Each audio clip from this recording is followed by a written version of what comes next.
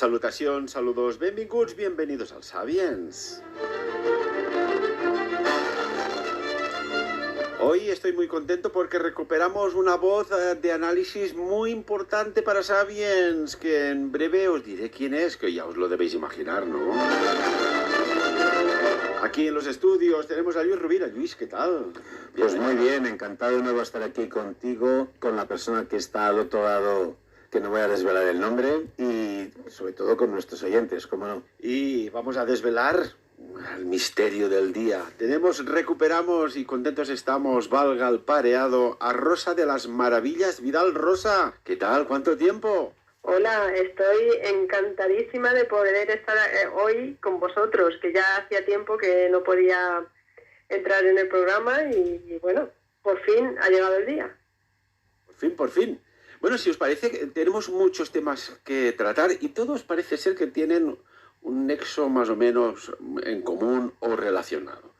Pero bueno, Rosa, has vivido algo que esto, bueno, a mí me suena como a los documentales de la guerra o los noticiarios de guerra. Has vivido un hecho insólito que, bueno, parece que dices, oiga, una vez más sospechamos que nos están preparando por y para algo. Vamos a poner lo que ha vivido Rosa de las Maravillas Vidal y nos dejará indiferentes. Ya veréis, lo tenemos aquí, que nos ha enviado el audio gentilmente.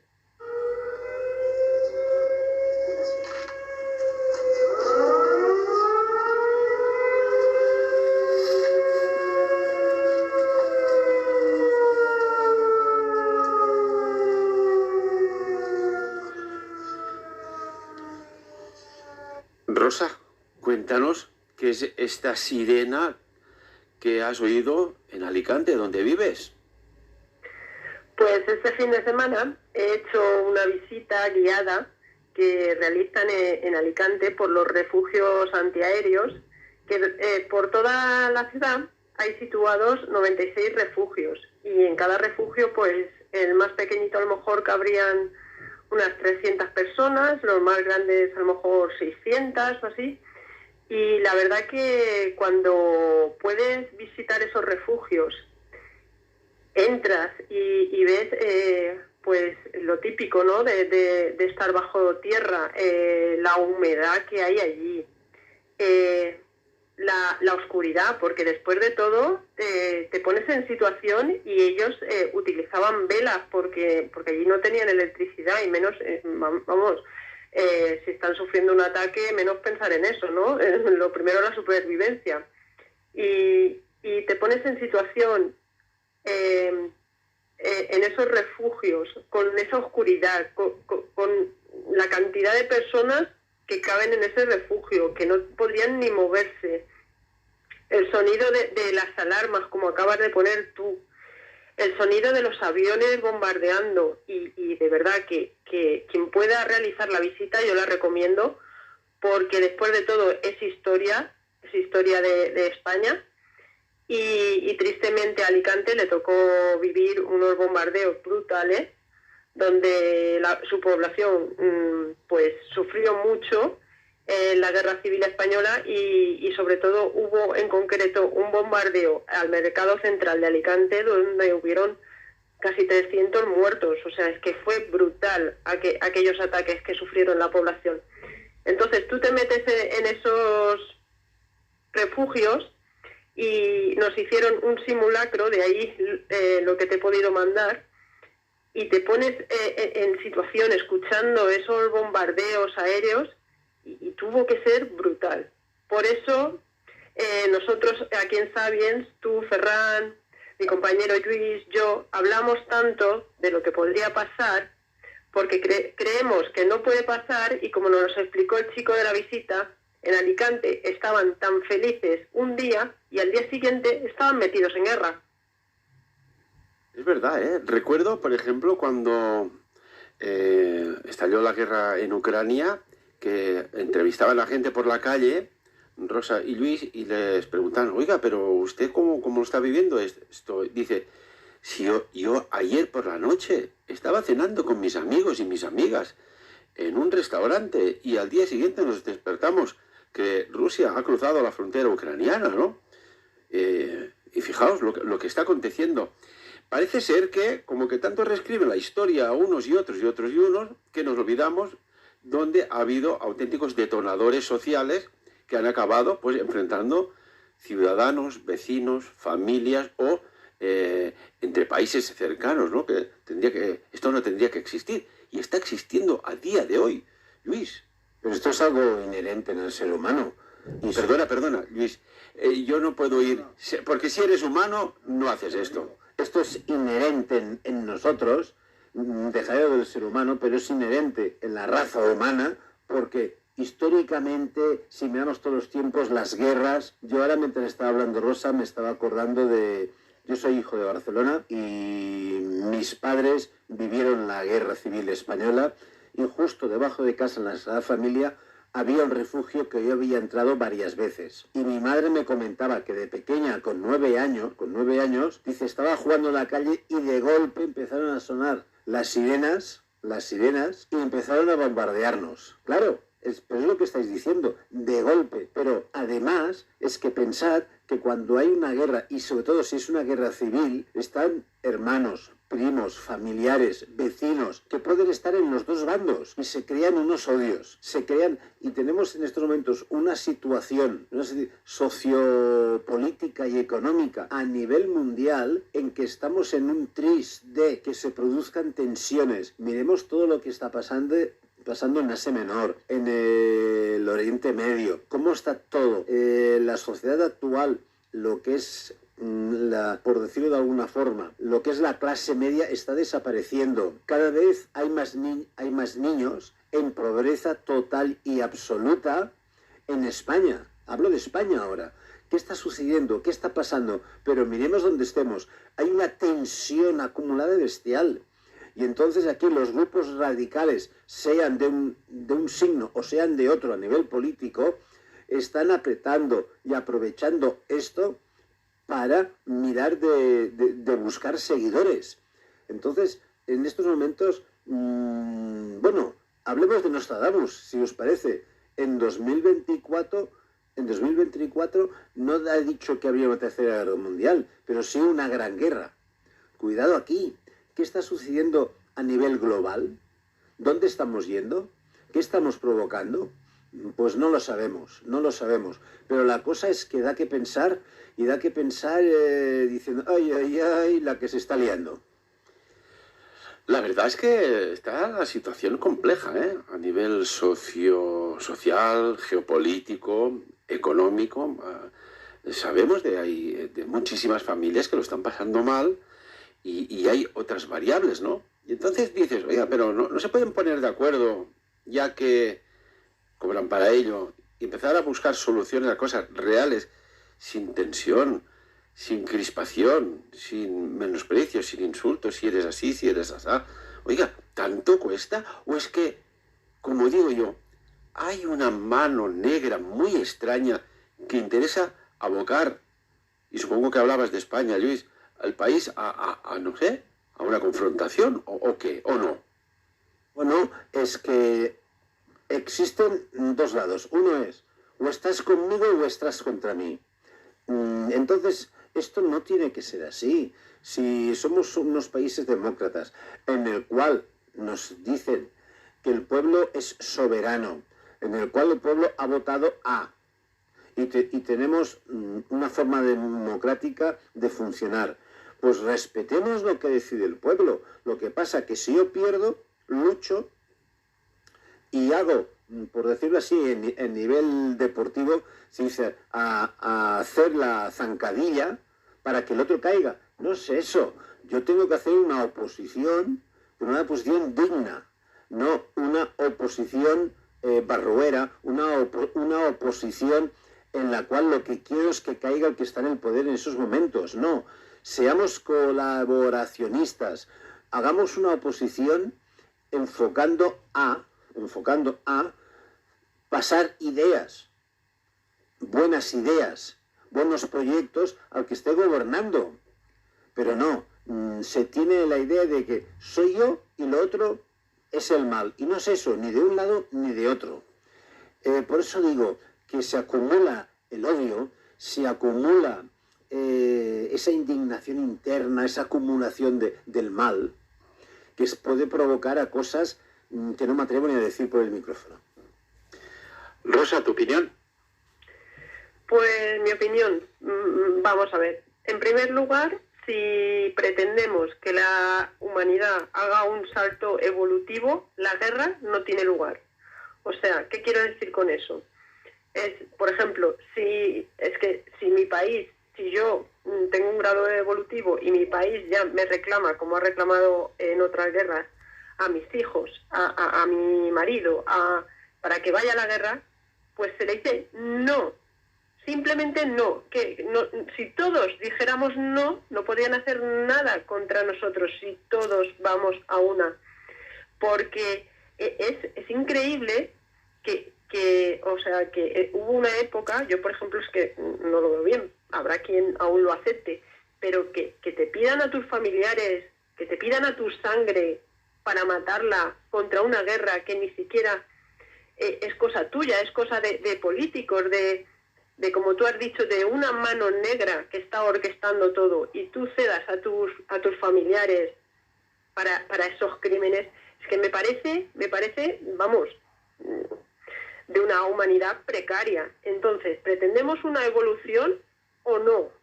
Pues vamos todos a una, vamos a negarnos a estas cosas, a este tipo de cosas, a este juego, por favor, porque está en nuestra mano negarnos. Pero claro, es lo que pasa, como todos hacen caso a esa mano negra y a sus gobiernos y a todo, y somos corderitos, pues nada, aquí estamos metidos en los líos, y cada vez nos meterán en líos más gordos. Ahora que hablabais de la guerra, hubo una entrevista muy interesante que salió en la contraportada de La Vanguardia. Esto era, creo que más o menos sobre el verano del año 2022. Y es un hombre que en su momento cumplió 102 años y que explicaba que era, bueno, de Barcelona, etcétera, etcétera, que estuvo en la Quinta del Biberón y que dice, oiga, allí nos estábamos matando unos a otros y no vi a ningún político en las trincheras. Y esto a mí me dio que reflexionar, oiga, los que deciden una guerra resulta que no van a la guerra. Esto vaya paradoja, ¿no? Y no es la paradoja de Fermi esto. Bueno, me acabas de recordar a mi padre porque también estuvo en la Quinta del Biberón. ¿Y estuvo en la Quinta? Estuvo en la guerra española, después se pasó a Francia cuando acabó la guerra. Entonces estuvo prisionero. Cuando volvió a España, que lo cogieron los alemanes y lo devolvieron a España, por milicias y por la edad, lo enviaron a África. En total estuvo fuera de casa 11 años. 11 años. Y también decía lo mismo. Dice, nosotros allá matándonos, pero los políticos están en el extranjero, se han ido. Jamás fueron delante. Esto es así. Pero esto es así. Fijémonos en la Edad Media. En la Edad Media, los que iban a la guerra iban al pueblo, los reclutaban. Y encima de una colina estaban los dirigentes. Estaban los condes, los duques, los reyes o los generales. Estaban allá. Ellos no estaban abajo luchando. Y eran auténticas carnicerías. Pero esto es ley de guerra, es así. Y después a lo que decía Rosa, sobre todo yo diría que hay una cosa que se llama desinformación manipuladora. Antes de que pase todo esto, ya se están encargando unos y otros de desinformar a la población, con unas noticias, sean falsas o manipuladas, es igual, de tocar allí donde duele a X o a Z, y automáticamente lo que están haciendo es que nos confrontemos entre nosotros, que están provocando el odio hacia. Por lo tanto, a partir de ahí, no sé, ahora podemos tener el ejemplo de la inmigración. Se está creando odio hacia la inmigración. ¿Pero por qué? ¿A quién conviene? Porque durante cuántos años se ha provocado que venga inmigración para mano de obra barata. Ahora, ¿qué sucede? Que no se necesita y entonces ahora lo rechazamos.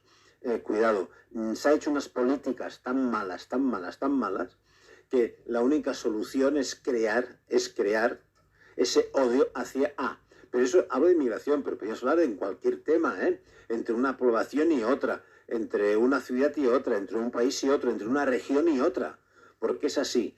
Intereses. Y normalmente son intereses políticos y económicos. Caray, ¿y hacia dónde creéis? Y aquí más o menos que siempre, pues con tantos años de radio, cuando hemos hecho pues, estos análisis, aventurándonos a decir qué podía suceder con los datos en la mesa. ¿Qué creéis que puede llegar a suceder a corto plazo?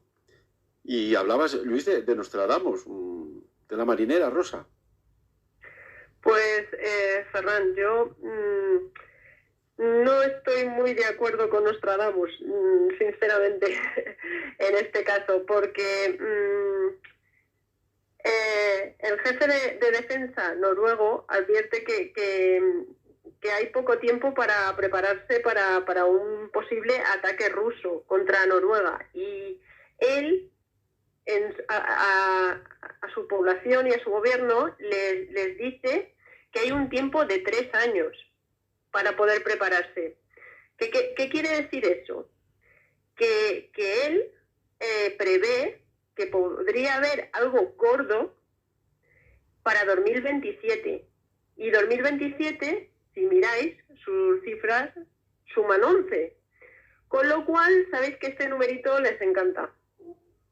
No sé, así es que yo creo que va más encaminado este señor, o que algo sabe, el jefe de defensa noruego, Eirik Kristoffersen, más encaminado él que quizá lo que dice Nostradamus. Pero bueno, no sé vosotros qué pensáis. Bueno, aquí hay un hilo conductor extraño. Vamos a ponernos en contexto en este tablero de ajedrez, que parece que se van moviendo fichas y nadie toca nada, pero se van moviendo. Y claro, el ajedrez tiene un objetivo: derribar o ganar al rival que tienes delante. Y como muy bien dices, Rosa, para poner en contexto a nuestros amigos y amigas oyentes, pues sí, tienes toda la razón. El jefe de defensa, o sea, no el barbero del barrio de la capital noruega, X, sino el jefe de defensa, el señor Kristoffersen, ha hecho un llamamiento, hace pocas horas de esto, muy pocas horas, a las autoridades del país escandinavo para que aprovechen el momento actual, y dice textualmente las palabras: invertir aún más en una defensa segura ante la amenaza de que en unos años las Fuerzas Armadas de Rusia puedan lanzar ataques contra la nación nórdica. Y añade el responsable de defensa noruego: ahora hay una ventana que quizás dure 1 o 2 o quizás 3 años en la que tendremos que invertir aún más en una defensa segura. Pero tenemos poco tiempo. Solo quiero aclarar esto. Oiga, salió un ministro sueco, sale un responsable de defensa noruego. ¿Tenemos que hacer oídos sordos o sospechar o intuir de que algo saben, Luis?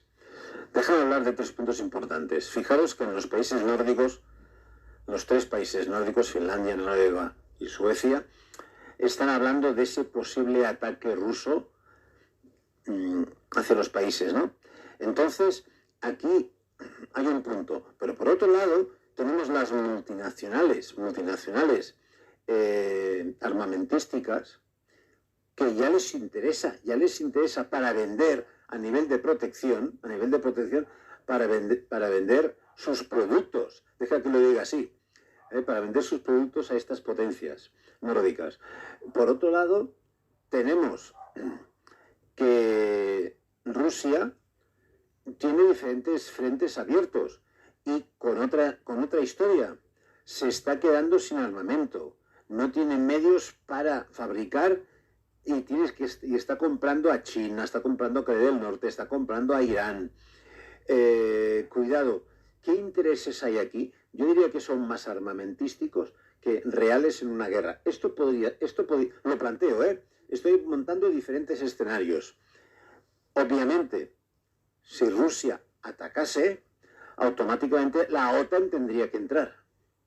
Y ahí sí que podría haber la gran guerra.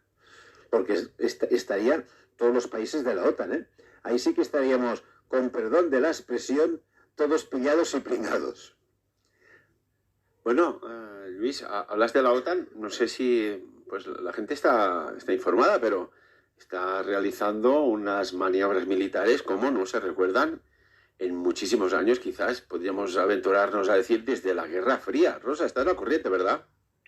Sí, sí, Ferran, y aparte, como dato curioso, te diré que las maniobras han comenzado a llevarse a cabo cuando llevaban 699 días de guerra en Ucrania. Tú sabes que yo soy muy de fijarme en los números, porque a veces no son aleatorios. No, al final la numerología, a los años y a las experiencias nos remitimos. Cuéntanos, Rosa. Pues no deja de ser una cifra curiosa, porque ya sabéis, el 669, después de todo, solamente hay que darle la vuelta. Y 699, pues es una cifra curiosa. Y por lo que estáis diciendo, desde luego que la empresa armamentística necesita de las guerras para vender todo lo que tienen en stock, y está claro que es beneficioso para ellos, y como bien ha dicho mi compañero, Irán y Corea del Norte les han proporcionado un montón de armamento. Claro, por ejemplo, Rusia en Ucrania se ha llevado su armamento y sus tanques y todo más viejo, y se ha, ha utilizado lo más viejo. Entonces, con idea de qué, de una futura gran guerra, o no sé, porque es raro que ellos, que tienen un ejército muy potente, no hayan utilizado sus mejores armas, ¿no? Pero claro, es que no sabemos en el tiempo cuál es la estrategia que pueden ellos seguir. Y quizá los países nórdicos, como Noruega, Suecia y, como ha dicho bien mi compañero, Finlandia, pues intuyen que Putin no se va a quedar solamente con lo que estamos viendo hoy, sino que puede ser que vaya llevando su estrategia hacia una gran guerra. No lo sé, ojalá no, el tiempo lo dirá. Esto que comentas es verdad, ¿no? Lo vemos en los noticiarios y en general en la información de que sí, los tanques que habían en el campo de batalla en su momento al principio eran de las versiones más obsoletas, y casi que se entiende, ¿no? Pero puede ser que sea un poco aquella estrategia que ya hacían y utilizaban los antiguos persas con los melóforos. Los melóforos eran los inmortales, ¿no? Que era aquel cuerpo de élite súper bien preparado, guerreros desde la juventud. Eran, si no recuerdo mal, 10.000 soldados, 10.000 guerreros, que no es lo mismo a veces un soldado que un guerrero, ¿eh? El soldado te envían a filas y allí pim pam pum, pero el guerrero ya está curtido en combate. Y que se reservaban este cuerpo de élite para el asalto final, ¿no? Cuando se había desgastado, pues la infantería y la caballería, pues podríamos decir más cartesiana. Y además es curioso, y permitidme el asunto, que les llamaban inmortales porque parecía que en combate nunca morían, y es que todos iban vestidos igual, que cuando caía uno era sustituido rápidamente por otro que tenía detrás, y daba la sensación que nunca morían, que siempre estaban en toda formación, ¿no? En las cortes de ataque. Sí, Luis. Sí, de todas formas, en lo que estaba comentando Ana Rosa, yo quiero hablar de que hay un señor en el cual él quiere recobrar el imperio, el gran imperio ruso. Y él se siente el líder, el antiguo zar, ¿no? Y entonces, fijaros que ha empezado con Ucrania, en su día con Chechenia, ahora con los países bálticos está ahí los rumores. Acaba de reclamar Alaska a Estados Unidos. Esto es el notición de la semana, ¿no? ¿Qué se está cociendo ahí? Claro, este señor está muy desprestigiado en su propio país. Y entonces él quiere crear una corriente a su favor, recuperando lo que se llamó en el momento comunista el orgullo ruso, ¿no? Eso es lo que está haciendo él, eso es lo que quiere, porque ya se ha encargado de acabar con su oposición interna, pero ahora tiene que recuperar a esos que estaban a favor de la oposición. Yo creo que está haciendo todo esto por este punto, por este motivo. Después hay los intereses socioeconómicos de él mismo y de su entorno. Y claro, esos intereses pasan por el armamento, por el petróleo, por el gas, por las grandes multinacionales rusas. Y eso ahí está todo muy condicionado. Y nosotros, la población, solo somos daños colaterales. Y una cuestión, esto que mencionaba Luis Rosa, de que Vladimir Putin reclama Alaska, y ahora haremos un breve intro de qué sucedió en Alaska, pero dices, cuando nadie se acordaba de Alaska, chavalotes y chavalotas, ahora aparece Alaska por el medio. ¿Qué opinas? Pues desde los medios de comunicación intentan negar esta noticia, no te creas. Al final, para que la gente al final no sepa si es cierto o no es cierto, el señor Putin ya sabemos que, como ha dicho mi compañero, pues parece que tiene en su interior a un zar dentro, ¿no? Como que tiene unas aspiraciones mundiales que parece que todavía no están sin descubrir, todavía no las ha mostrado todas. Y nos va dando perlitas poquito a poco para ver y vamos viendo sus intenciones, ¿no? Y de momento sus intenciones no parecen buenas para Europa, porque cada vez quiere coger más territorios y al final no me extraña que la OTAN haya decidido hacer estas maniobras que en concreto las ha llamado Steadfast Defender. Correcto, sí, es así, es el nombre en clave. Sí, para que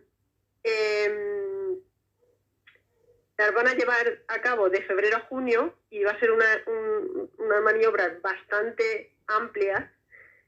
De hecho, estas maniobras no se llevaban a cabo desde la Guerra Fría. O sea, que imagínate la importancia que le está dando la OTAN a la situación. Y es porque le están viendo que este señor, pues sí que tiene como grandeza y se pretende como ser un gran zar, ¿no? Recordemos que la última gran maniobra de movilización de efectivos militares de la OTAN se hizo en el año 1988, que ya ha llovido, y también hubo un contingente, que creo que algo mayor, sobre unos 100.000 o 125.000 soldados, ¿no? Y eran momentos de Guerra Fría, pero absoluta.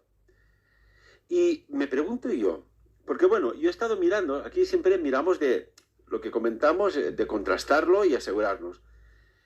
Esto parece ser que incluso corría por las redes sociales y algún medio de lo que había dicho Vladimir Putin, pero hemos mirado por aquí y por allá y parece ser que no es verdad que Putin haya declarado ilegal la venta de Alaska a Estados Unidos. Recordemos sobre aquel año de 1867, ni ha declarado el derecho de Rusia sobre ese territorio, como afirman muchísimos canales, mensajes, vídeos, análisis, etc. No sé yo, pero curiosamente, fijaos que si es una fake news, pues lo dejamos ahí, y si es verdad, pues podría entrar dentro del plan de expansionismo. Pero curiosamente estos días Estados Unidos, y aquí hay una paradoja extraña, muy extraña, ha ganado la friolera de 1 millón de kilómetros cuadrados de terreno. Casi el doble, que os pongamos en contexto, de la península ibérica, después de ampliar la plataforma continental sobre la que está. En este sentido, el Departamento de Estado ha reclamado al derecho internacional la delineación de nuevas áreas bajo el mar, donde las plataformas continentales y en esa concretamente la que hay en América y en la zona de Alaska, se extiende más de lo que se reconocía hasta entonces. Estamos hablando de 1 millón de kilómetros cuadrados. Es decir, más o menos, un área casi del 60% del tamaño de Alaska. Yo no sé, puede ser que sea una fake news lo que ha salido diciendo el señor Vladimir Putin. Pero coincide con esto, no sé, Luis, esto... A mí las extrañas coincidencias, ya me lo decía un profesor en su tiempo, las extrañas coincidencias no son nada extrañas, son coincidencias por algo. Sí, yo te diría que respecto a todo esto es un poco lo que hablaba antes. Esas manipulaciones geopolíticas económicas, asimismo, porque claro, esa expansión del territorio americano, ¿por qué es? Por los intereses de lo que hay debajo. Pueden ser futuros pozos petroleros, temas, por decirlo así, minas, minerales preciosos que puede haber abajo. No lo sabemos, pero intereses lo hay. Y por el otro lado, 3/4 de lo mismo. Y como esa guerra fría que creíamos que había acabado, ya llevamos como 5, 6, 7 años aproximadamente, que se va incrementando por intereses de unos e intereses de otros. Por lo tanto, tú hablabas de fake news, Ferran, pero es que fake news la provocan de un lado y la provocan de otro. Por lo tanto, ¿dónde está la verdad? Como dices muy bien, como decía tu profesor, las coincidencias no existen, coinciden. Entonces automáticamente pensemos, ¿qué hay? ¿Qué están manipulando? ¿Dónde nos están llevando? ¿Qué intereses escondidos hay? Y por desgracia siempre hay intereses económicos. Totalmente. Rosa, ¿podría tratarse de una noticia falsa? ¿De una noticia falsa que se ha viralizado? ¿O en el fondo pues, hay esta extraña coincidencia justamente en el cual se amplía en esta superficie Estados Unidos? ¿Qué opinas? Pues a nivel de lo de Alaska, yo supongo que Putin seguro que algún comentario ha hecho, porque si no, no hubiera saltado la noticia. ¿Hasta qué punto es cierto? No lo podemos saber seguro, pero cuando el río suena, pues seguro que agua lleva. También en lo que ha hecho Estados Unidos, que ha ganado 1 millón de kilómetros cuadrados, pues en el subsuelo estamos en lo mismo. Otro país que está intentando abrir su espacio, ¿no? Y en este caso, como ha dicho Luis, seguro que con unos intereses económicos, seguro, de explotar los recursos naturales de esa zona, o mediante el petróleo, gas natural, minerales o simplemente, no sé, la pesca o quizá. Pero lo que pasa que parece que últimamente las grandes potencias se están viniendo arriba, ¿no? Parece que están cogiendo, quieren ampliar sus terrenos así un poquito a la fuerza. Uh-huh. Bueno, y referente pues a esta noticia que comentamos, o este fake news, en este sentido ha salido el subsecretario, si no recuerdo mal, del Consejo de Seguridad de Rusia, el señor Medvedev, Dmitry Medvedev concretamente, haciendo un poco así de ese humor ruso, ¿no? Tan curioso, y dijo el lunes que con la cuestión de un mensaje en X concretamente, en el que señaló, y lo digo textualmente, Rusia no recuperará Alaska, que fue vendida a Estados Unidos en el siglo XIX. Y entonces, esto es todo, y hemos estado esperando que lo devuelvan cualquier día. Y aquí añade, ahora la guerra es inevitable. Y lo digo así como en ese tono humorístico, satírico, un tanto curioso. Digo, oiga, ahora la guerra es inevitable. Oiga, ya tenemos otra extraña coincidencia sobre esto o sobre qué otra cosa. A tenor de lo que ha dicho el gobierno sueco, ahora el gobierno noruego. Luis, oiga, esto aquí, las carambolas van en este billar que flipas, ¿eh? Por descontado. Parece que estén jugando una partida de billar y que nos tienen despistados a todos.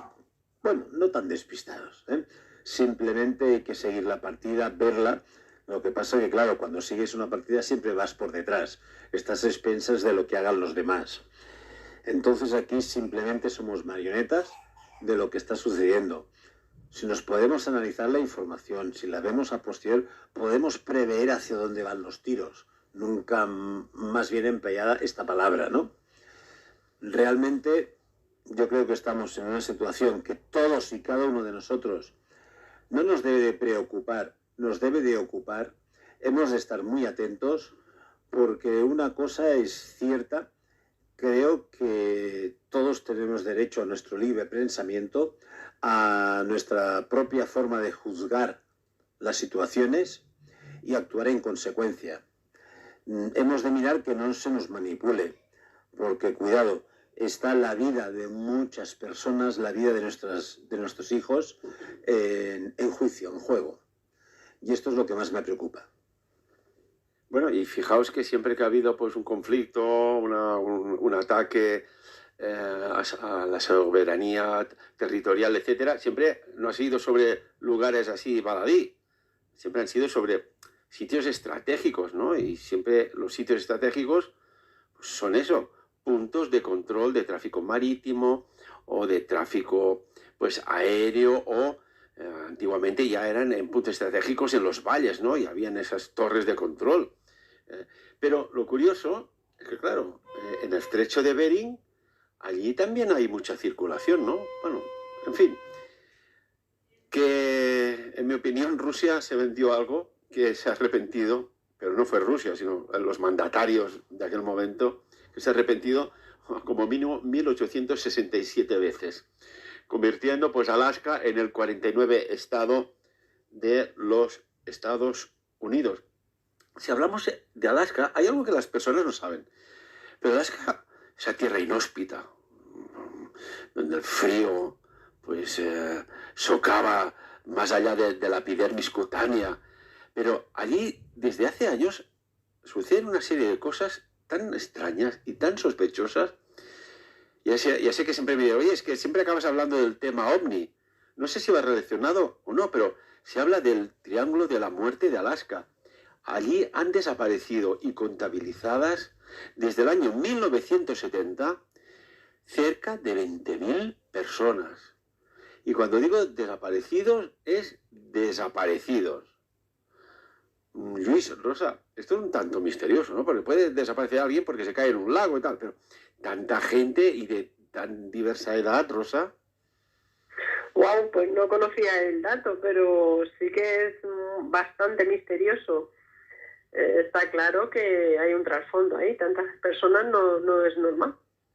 Bueno, incluso los lugareños, los aborígenes de allí, dicen que hay como unos seres que no pertenecen para nada a la especie humana, que son un poco, a ver, como tipo el Yeti, el Bigfoot americano, el pie grande, y que aterroriza a las comunidades indígenas de la zona, ¿no?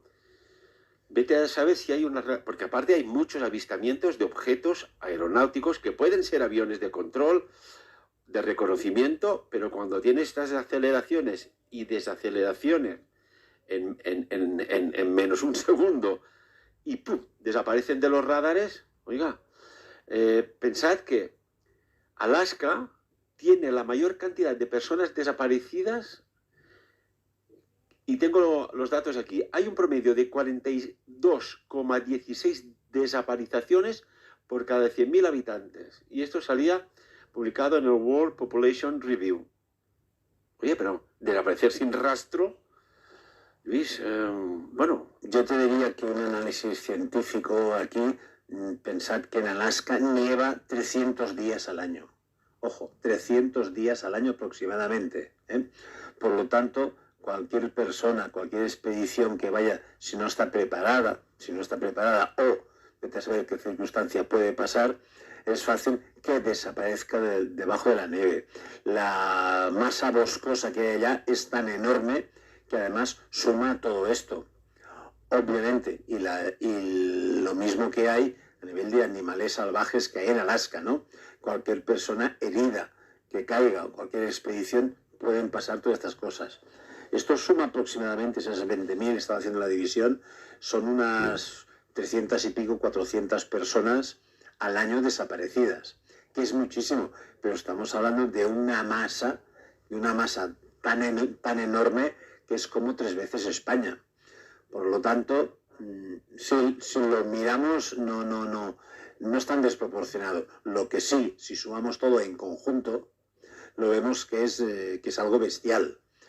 Pero seguramente es porque, claro, es una tierra tan salvaje para nosotros, que después entonces aparecen todas esas informaciones como el propio miedo de las personas que viven allá, las fábulas, los cuentos que se inventan y que vienen de generación en generación, y después la poca preparación a veces de estos expedicionarios que van en busca del oro, por decirlo de alguna forma, ¿no? Porque esto existe. Ahora, que se exagere la noticia o no, bueno, que cada uno, como dices tú muy bien en este programa, saca su propia conclusión, ¿no? Pero yo te digo, científicamente y analizándolo, veo que es una proporción, pues más o menos, por la situación que hay, no diría anormal, sino que diría que es una forma anormal dentro de lo poco preparado que la gente que se adentra en ese territorio salvaje. ¿Sabéis que en Alaska se han encontrado pies mutilados pero cortados como si fuera con una guillotina o como si fuera con un láser, extremidades? Esto es raro. Pero, claro, si hablamos de Alaska, hoy que, mira, nos ocupa buena parte de ese lugar que parece a los confines de la Tierra, ¿no? ¿Quién no recuerda lo que aconteció en aquel 1980? Jovencísimos éramos, con ganas de pasárnoslo bien. En aquellos tiempos que te pasabas el día en la calle jugando y no pasaba nada. Y yo siempre lo estoy diciendo ahora. ¿Qué pasa que no vemos niños y niñas jugando solos en la calle? ¿Qué ha pasado desde entonces a ahora? Ya nos lo imaginamos o lo sabemos o miramos a la derecha cuando el problema está a la izquierda o viceversa. Pero aquel 1980, un gran defensor de la flora, la fauna, la naturaleza, perdía la vida en Alaska. Un 14 de marzo de 1980. Félix, nuestro amigo Rodríguez de la Fuente. Y a día de hoy sigue envuelto de misterio ese extraño, fallecimiento. Luis, Rosa, ¿os acordáis del gran Félix Rodríguez de la Fuente? Sí, por supuesto que nos acordamos. Seguro que Luis también se acuerda porque era una gran persona y yo creo que está en la memoria de todos. Y como tú comentas, la verdad que fue un trágico accidente que tiene su misterio. Fue todo muy, muy extraño. Y por lo que estabais comentando de las desapariciones en Alaska, que como dice mi compañero Luis, que apunta a que sea algo natural, pero realmente si tú vives en Alaska en pleno siglo XXI, con la tecnología que tenemos, con toda la información, y tú sabes que tu entorno es peligroso, que yo no digo que te puedas adentrar en algún problema y que sí, que te pueda llevar a la muerte, pero la cifra me parece bastante alta. No lo sé, no sé qué pensáis vosotros, pero a mí me parece muy elevada la cifra como para... Lo que quiero decir es que si tú vives allí, tú sabes que hay unos peligros, tú conoces los peligros, no creo que te expongas así a la ligera, y demasiada gente expuesta a la ligera sería, ¿no? Entonces, sí que es un lugar, por sus condiciones climáticas y todo, que puede encubrir otro tipo de cosas, como experimentación con la población, ya sea de tipo militar o de tipo, como tú estabas mencionando, Ferran, quizá extraterrestre. ¿Qué opinas de lo que ha dicho Rosa, Luis? No, todas las hipótesis están ahí, son hipótesis, ¿no?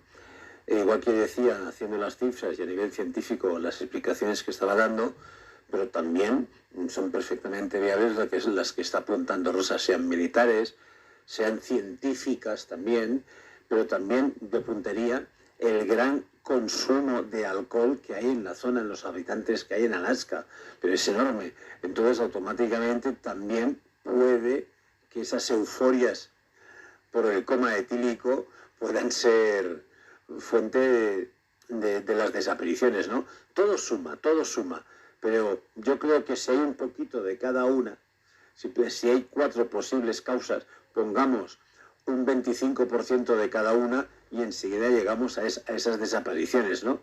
Entonces, pues bueno, todo es absolutamente factible. ¿Sí, Rosa?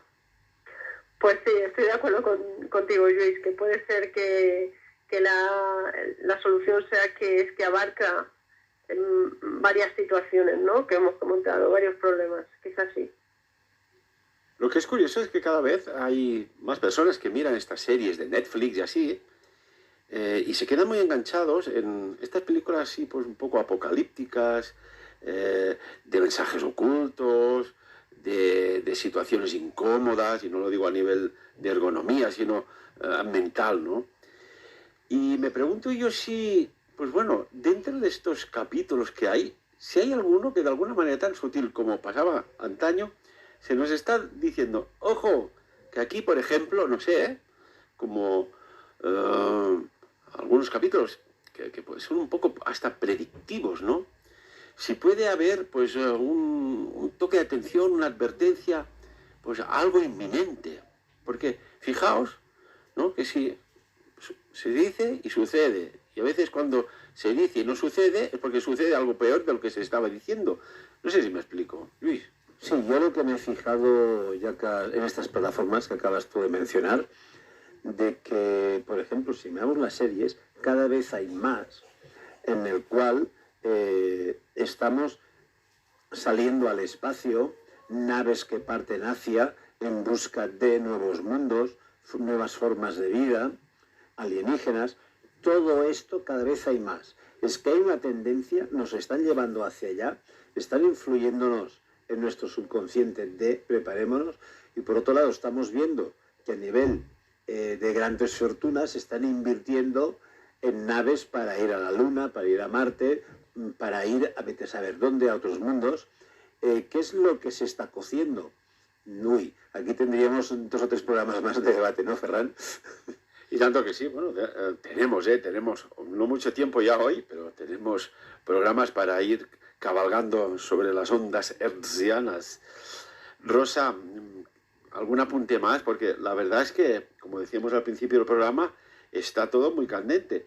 Y después hay una cosa que me gustaría tocar, ¿no? Es decir, oye, la gente va a aceptar que esté toda ella digitalizada, sabiendo, por ejemplo, pues las aplicaciones, los sistemas operativos, etcétera, lo que comes, porque claro, en el ticket de la compra ya puede quedar reflejado, por dónde te mueves, con quién estás, qué películas miras, etcétera, etcétera, cuánto consumes en las comidas, por lo de la huella de carbono, cuántas plantas tienes en el balcón, porque ahora ha salido un estudio que dice que los huertos urbanos, oye, esto afecta, tiene su huella, valga la redundancia, sobre la huella de carbono, ¿no? Si al final resulta que lo natural será lo peor.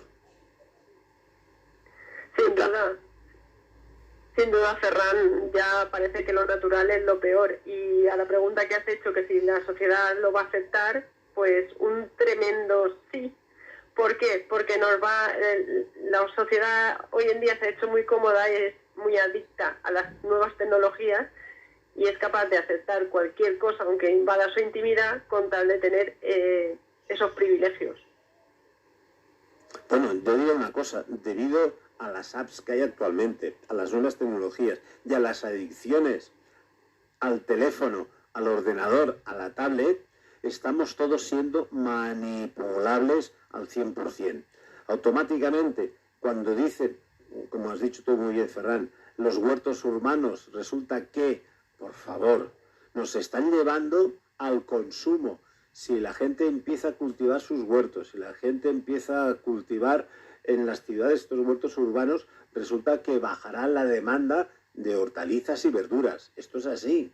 Y esto va a provocar que los intermediarios... Mira, el otro día leía en La Vanguardia, en el medio que estabas tú diciendo hace un momento, Ferran, que resulta que entre el campesino y después lo que se vende en la tienda, ojo al dato, existe un 860% de diferencia en el precio de lo que recibe el agricultor a lo que estamos pagando en la tienda.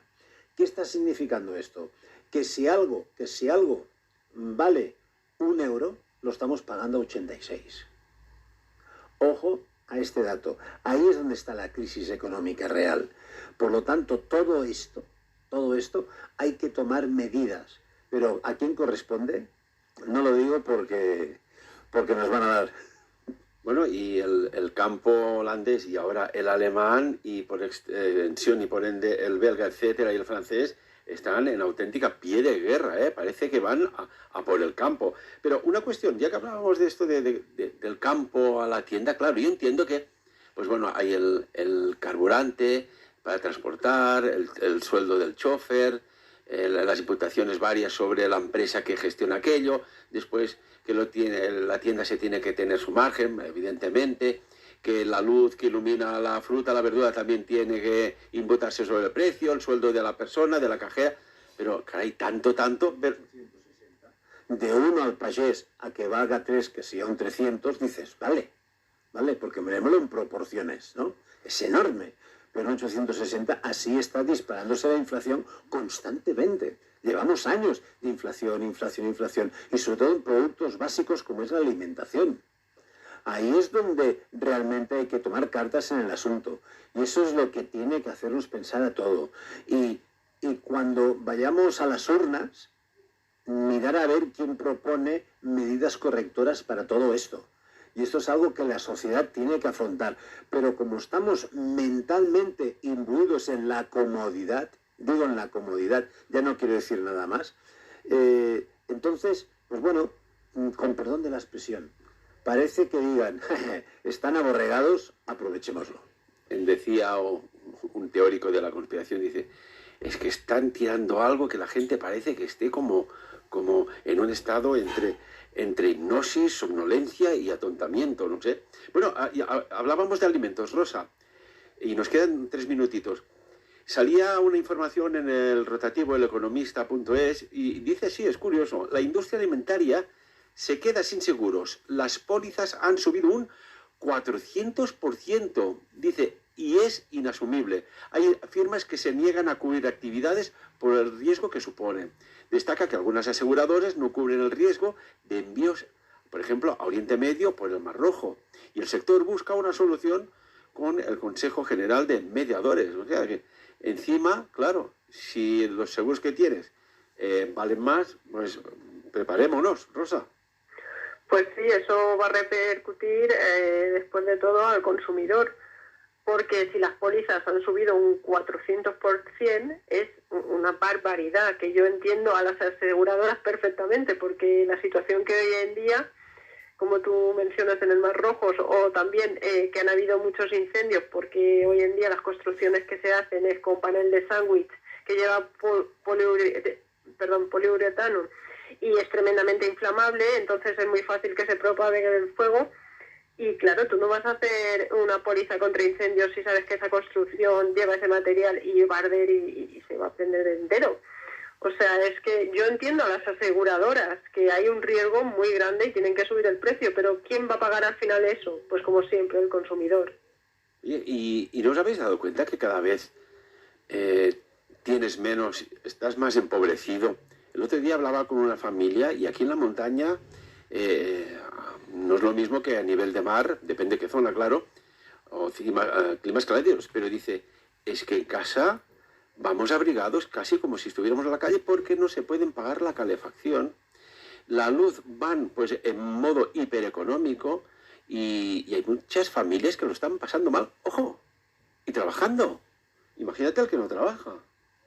Hombre, te puedo decir, yo tengo conocidos que tienen la suerte de tener una casita cerca de la playa, en la zona del Levante, y han decidido irse para allá, cerrar la casa aquí en la montaña, y están allá, porque allá los gastos es la mitad que están teniendo aquí simplemente por subsistencia. Como tú decías, no pueden pagar la calefacción. tienen que ir, como se ve después de la posguerra española, con abrigos dentro de casa porque no hay para llegar. La comida está carísima. Y ya que hablamos de comida, si me permites, Nos queda un minutito. esta inflación que está acumulándose año tras año, ya lo dicen los grandes chefs. Hagámosles caso, de proximidad, consumamos de proximidad, no queramos ser exóticos con la fruta, con la comida, lo que nos produce a nuestro alrededor y los costos caerán en picado. Hagamos esto, nuestro propio huerto, propongámonoslo, pero sobre todo proximidad, fomentemos la proximidad y a partir de ahí empezará a mejorar nuestra economía, pero proximidad en comida, en ropa, absolutamente en todo. Rosa, y para finalizar, 30 segunditos, análisis general. Para finalizar, lo que yo más resalto es que recordemos que muchos países europeos repartieron panfletos con recomendaciones para la supervivencia en crisis y que hagamos acopio de alimentos en nuestra despensa no perecedero, por favor. Sí, recuerdo. Esto fue Alemania y también Austria, no hace mucho, hizo mención de ello, ¿no? En Checo aparecen países de Europa que dicen, preparaos, tal. No sé si es neuropolítica, paranoia, o, como siempre digo, algo saben, porque cuando sucede algo, por ejemplo, cuando Alemania invadió la URSS, tenían información unos y otros de lo que iban a hacer, pero unos reaccionan de una manera y otros de otra. Veremos este 2004 y Luis siempre no sé, es curioso, me hace así, por favor, dinos. Es que me estaba pensando ahora que estaba diciendo que en Alemania y Austria están diciendo acaparar comida enlatada, por ejemplo, y conservada, pero fijaros que también acaba de aparecer hace unos 7, 8, 10 meses de la comida enlatada, es muy perjudicial a la salud, la enlatada en concreto, no con envase de cristal, en lata. ¿Por qué? Para que no se haga. O sea, es un despropósito total y una manipulación absoluta. Amigos, menudos temas, ¿eh? Seguiremos analizando. Luis Rovira, como siempre, un placer tenerte con nosotros aquí en Sapiens. Muchas gracias por todo. Y nuestra recuperada y bien hallada Rosa de las Maravillas Vidal, nuestra corresponsal, también muchísimas gracias. Muchísimas gracias a ti por invitarme a tu programa. Que sepas, Rosa, que la audiencia masculina cuando no estás nos cae, ¿eh? La femenina la aguantamos, pero la masculina nos cae, no sé por qué será. ¿Será por este timbre de voz, Luis? Oh, claro.